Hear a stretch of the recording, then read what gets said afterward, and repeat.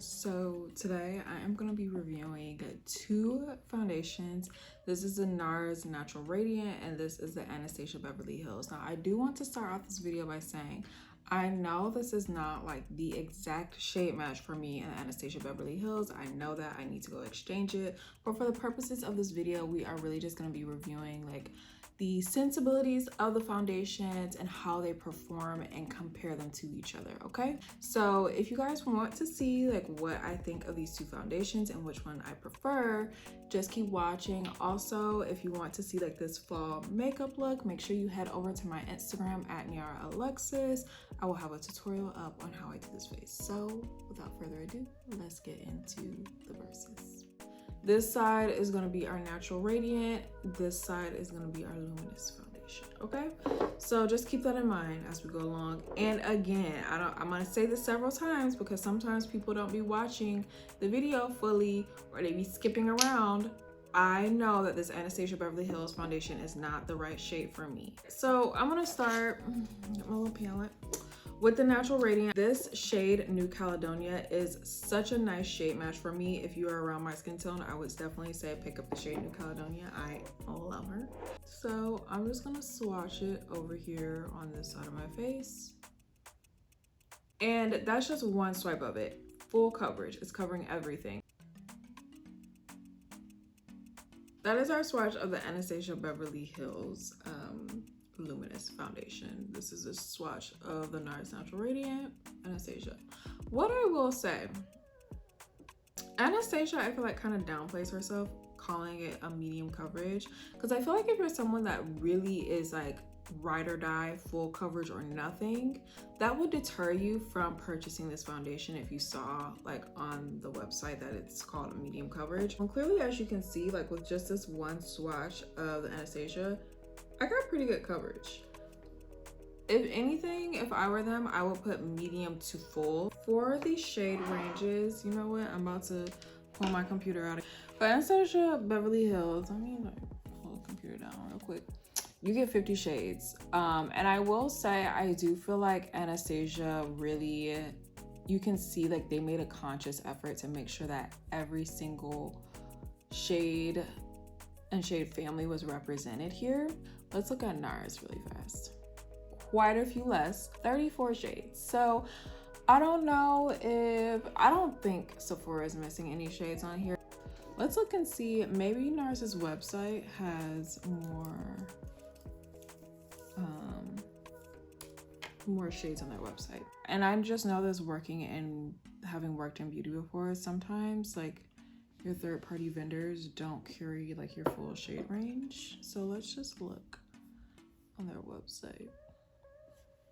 Nope, it's 34 shades. I'm just putting on a little bit more because we are about to go into our next segment, which is testing the transfer and the oil.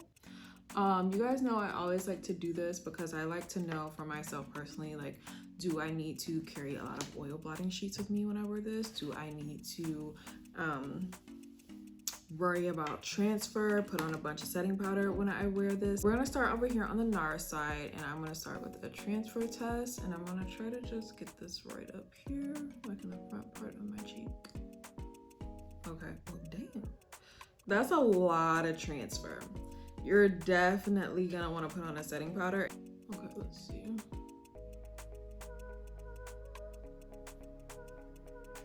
She transferred quite a bit too. This is the Anastasia, and this is Nars. So they both transferred quite a bit. I'm gonna take some more of this foundation and put it on my forehead because now I wanna test like the oil.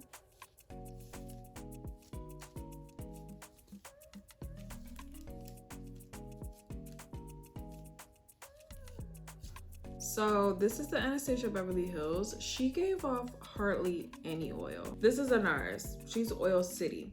One thing I will say about these two is they are both advertised as like a natural finish foundation, but I personally do feel like the Nars Natural Radiant, if you're someone that has like super oily skin and you try to stay away from foundations that are more dewy like, the Nars Natural Radiant is not going to be the one for you because she is a very shiny, dewy, glowy gal. The ABH Luminous Foundation, it has a different texture to it, I feel like. So we're gonna test our transfer and oil again with a setting powder applied. A lot of times the difference between you looking like an oil side girl and, you know, looking snatched up all day is a setting powder. Because I don't want anything else to interfere with that, I always use my translucent shade versus my honey or my deep shade. So I'm just gonna put a little bit of this right on top.